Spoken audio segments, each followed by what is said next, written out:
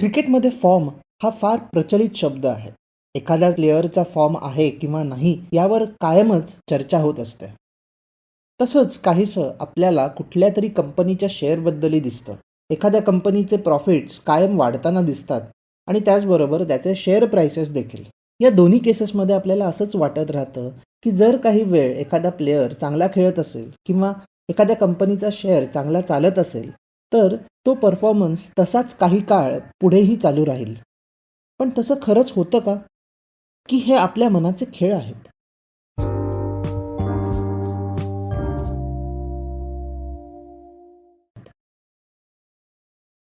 जेव्हा आपण पहिल्यांदा स्टॅटिस्टिक्स शिकतो, तेव्हा एका बेसिक गोष्टीपासून स्टार्ट करतो. ते म्हणजे जर मी कॉइन टॉस केलं, तर काय चान्सेस आहेत की हेड्स येईल किंवा टेल्स येईल? हे तर सोपं आहे. आय होप तुम्हाला आठवत असेल की हेड्स आणि टेल्स यांच्या येण्याचे चान्सेस 50% आहेत. बरोबर? कारण हेड्स किंवा टेल्स या 2च पॉसिबिलिटीज आहेत आणि त्यातला एकच आपल्याला एका वेळेला दिसू शकतो. सो 1/2 म्हणजे अर्धा किंवा 50% अशी ही प्रोबॅबिलिटी. पण जेव्हा आपण लागोपाठ टॉस करत राहतो, तेव्हा देर आर चान्सेस की आपल्याला लागोपाठ हेड्स किंवा लागोपाठ टेल्स असे येत राहतील. आणि समजा 4 वेळा टॉस केला आणि 4ही वेळेला हेड्स आलं, तर 5व्यांदा देखील हेड्सच येणार आहे असं आपल्याला वाटत राहतं. पण तसं होईलच का? तर नाही. कारण प्रत्येक वेळेला जेव्हा आपण टॉस करतो, तेव्हा हेड्स किंवा टेल्स यायची प्रोबॅबिलिटी ही 50%च राहते. आधी काय आलेलं आहे यावर हे अवलंबून नसतं. तरी आपल्याला असं वाटत राहतं की सध्या हेड्सच येत आहे, सो नेक्स्ट पण हेड्सच येईल. ज्याला आपण इंग्लिशमध्ये हॉट स्ट्रीक चालू आहे असं म्हणतो. खरं तर जर आपण कॉइन 100 वेळा टॉस केला तर आपल्याकडे एकूण हेड्सची संख्या 50%च्या जवळच असण्याची शक्यता आहे. बट या 100 वेळा होणाऱ्या सिरीजमध्ये प्रत्येक लहान भाग वेगळा ट्रेंड दाखवू शकतो. म्हणजे 50व्या वेळा जेव्हा मी कॉइन टॉस केला तर पुढच्या सगळे 10च्या 10 हेड्स असण्याची शक्यता असते आणि 90 ते 100 या पार्टमध्ये सगळे टेल्स असण्याची शक्यता देखील आहे. म्हणून छोट्या छोट्या पार्टमध्ये आपण प्रेडिक्शन हे बऱ्याचदा प्रिसिडिंग किंवा आधीच्या ट्रेंडवर ठरवतो. हे माहिती असूनही की ॲक्च्युअल प्रोबॅबिलिटी ही 50%च आहे. जगात घडणाऱ्या गोष्टी फार कॉम्प्लिकेटेड असतात आणि आपला मेंदू एवढ्या कॉम्प्लेक्स गोष्टींना सांभाळू शकत नाही आणि म्हणून आपण वेगवेगळ्या रूपात सोप्या प्रकारे ज्या गोष्टी चालल्या आहेत त्या समजण्याचा प्रयत्न करत राहतो. आणि हे समजण्यासाठी आपण काही पॅटर्न्स किंवा ट्रेंड्सच्या शोधात असतो. कॉइन टॉस केला तर काय पडणार किंवा आज क्रिकेटच्या मॅचमध्ये कोण जिंकणार याची उत्सुकता असतेच. पण जसं कॉइनमध्ये हेड्स किंवा टेल्स या गोष्टींची स्टॅटिस्टिकली प्रोबॅबिलिटी 50%च असते किंवा इंडिया वर्सेस ऑस्ट्रेलियामध्ये इंडियाची जिंकण्याची प्रोबॅबिलिटी देखील 50%च असते, तरी आपल्या मनात वेगळा आउटकम येतच असतो. म्हणूनच जर 5 वेळा कॉइन टॉस केला आणि त्यातल्या 3 वेळा हेड्स आलं तर 6व्यांदा देखील हेड्स येईल अशी आशा आपण करत राहतो. कारण आपण छोट्या सॅम्पल साईज किंवा कमी वेळामध्ये आलेल्या आउटकमवर हे प्रिडिक्शन करत राहतो. तसंच आजची मॅच कोण जिंकणार, त्या टीम्स एकमेकांसमोर याआधी कधी आणि किती वेळा खेळले आहेत, कुठे खेळले आहेत, कोणत्या सर्कमस्टॅन्सेसमध्ये खेळले आहेत, कोणत्या टीमचा सध्या फॉर्म आहे, हे सगळं डोक्यात घेऊनच आपण मॅचचा प्रेडिक्शन करतो. यावर अवलंबून नवीन नवीन इंडस्ट्रीज आणि एक्सपर्टीजचा निर्माण देखील झाला आहे. Pre match analysis, post match analysis, dream 11वर टीम बनवणे, बेटिंग आणि स्पोर्ट्स डेटा ॲनालिटिक्स या सर्व गोष्टी आपल्या मनातल्या त्या गोष्टीला टॅप करतात. याला हॉट हँड फॅलसी असं म्हणतात.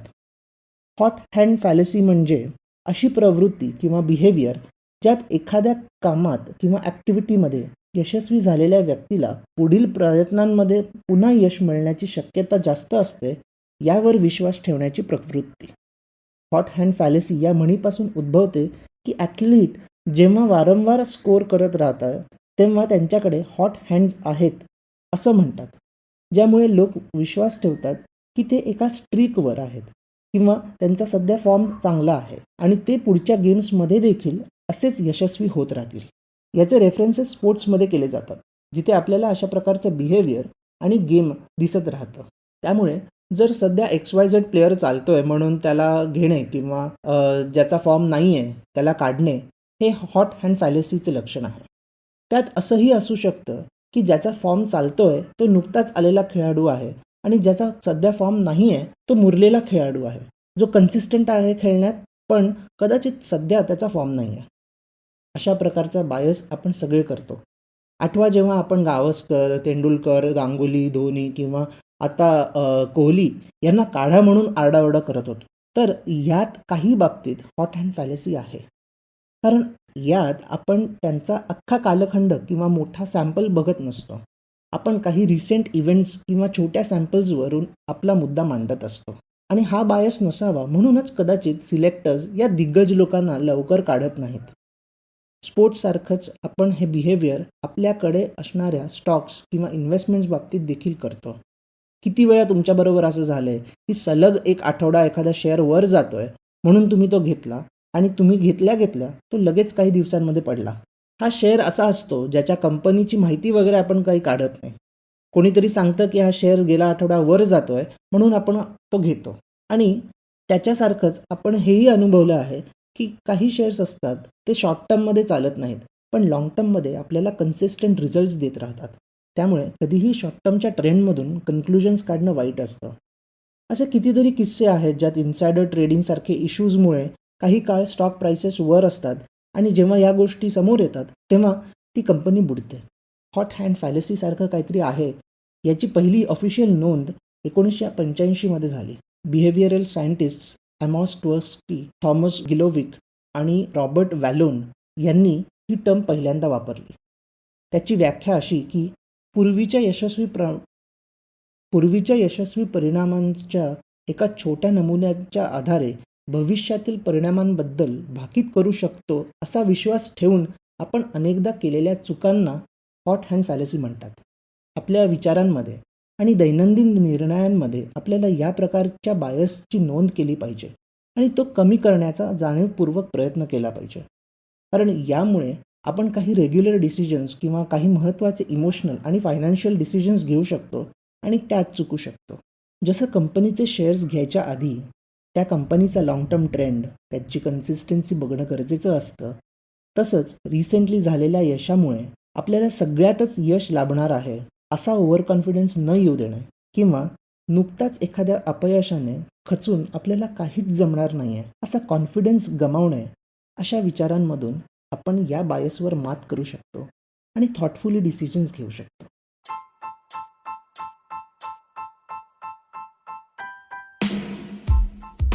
तुम्ही हा एपिसोड स्पॉटिफाय, इकॉनगली वेबसाईट आणि लीडिंग पॉडकास्ट ॲप्सवर ऐकू शकता. मी दर सोमवार, बुधवार आणि शुक्रवार नवीन एपिसोड्स घेऊन येतो. तुमचा फीडबॅक आणि सजेशन्स शो नोट्समध्ये दिलेल्या माझ्या ब्लॉग, लिंक्डइन किंवा ट्विटर अकाउंट्सवरून मला नक्की कळवा.